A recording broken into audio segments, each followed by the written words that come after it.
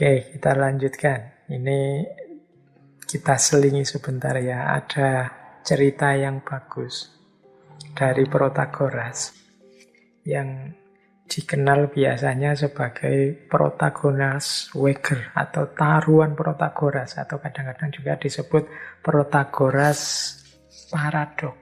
Paradok Protagoras. Ini sebenarnya kisah antara Protagoras dan muridnya.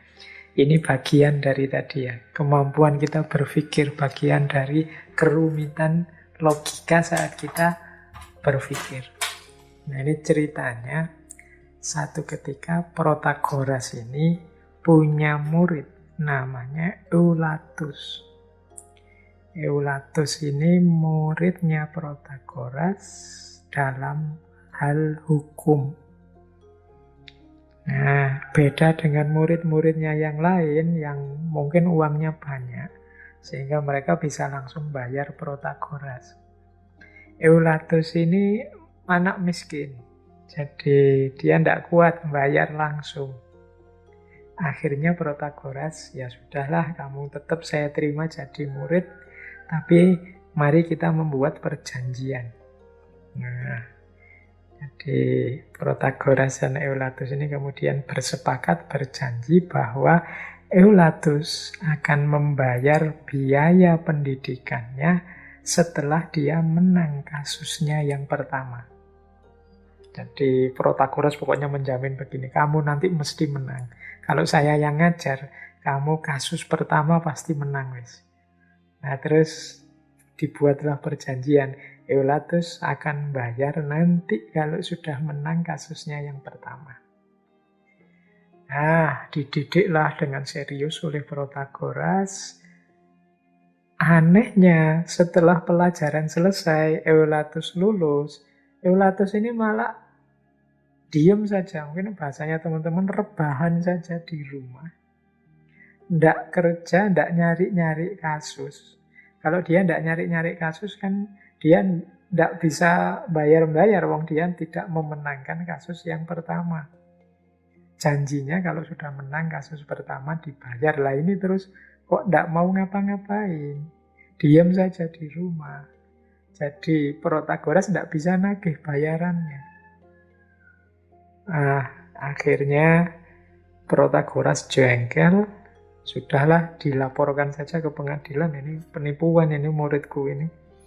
Masa janjinya bayar setelah kasus pertama kok malah nggak nyari-nyari kasus. Diangkatlah laporannya Protagoras ini dalam persidangan. Nah, karena dia nuntut muridnya sendiri disuruh bayar. Nah, begitu persidangan dimulai, naiklah Protagoras ke atas mimbar. Ini memamerkan kemampuan berpikirnya, kemampuan logikanya, kemampuan retorikanya. Kata Protagoras, kalau aku menang di pengadilan ini, engkau harus membayarku. Ya karena menang kan, gugatannya dimenangkan oleh pengadilan, yang dia harus bayar. Tapi kalaupun aku kalah di pengadilan ini, kata Protagoras, engkau pun harus membayarku.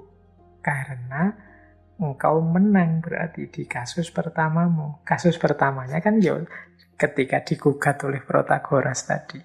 Jadi kata Protagoras, kalau menang engkau harus bayar aku, kalau kalah pun engkau harus bayar aku. Karena kalau menang, itu kan berarti keputusan pengadilan memenangkan Protagoras, muridnya harus bayar. Tapi kok ternyata Protagoras kalah, misalnya pengadilannya memutuskan Protagoras kalah, kamu nggak boleh nagih muridmu. Nah, muridnya juga tetap harus bayar Protagoras. Kenapa? Berarti kan dia menang di kasus pertamanya. Nah, jadi dengan kemampuan retorikanya, Protagoras merasa, wis pokoknya menang. Mau tidak mau, apakah menang atau kalah, aku harus dibayar. Nah, karena Eulatus ini juga muridnya Protagoras, dia juga tidak mau kalah. Dia pun naik ke mimbar, berkata seperti gurunya tadi. Kata Eulatus, tidak seperti itu guru, cara berpikirnya tidak begitu. Cara berpikirnya begini, kata muridnya. Kalau saya menang, berarti saya tidak harus membayarmu. Karena ya dia digugat oleh gurunya untuk bayar, tapi kan dia menang. Berarti dia tidak harus bayar gurunya. Jadi kalau saya menang, saya tidak harus bayar padamu. Tapi kalau saya kalah, saya pun tidak harus bayar. Mengapa? Karena saya kalah dalam kasus pertama saya. Janjinya saya bayar kalau saya menang di kasus pertama. Jadi ini kan bulat. Ini teman-teman yang mungkin belum dong bisa diulang lagi ceritanya. Dua orang ahli debat ini, ya dua-duanya rasional, masuk akal. Jadi Protagoras ya benar, karena dia kalau menang pengadilan yang merintah bayar kan pengadilan. Tapi kalau dia kalah, dia tetap harus dibayar karena muridnya menang kasus yang pertama. Muridnya juga kan benar begitu. Kalau dia menang, berarti dia kan tidak harus bayar, wong gagas. Gugatannya ditolak oleh pengadilan, berarti dia menang. Gugatan gurunya dibatalkan oleh pengadilan. Dia tidak harus bayar.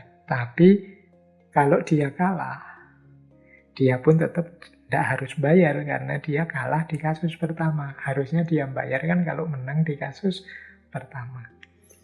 Protagoras yo bener, Ulatus yo bener. Yo sama-sama ahli retorika.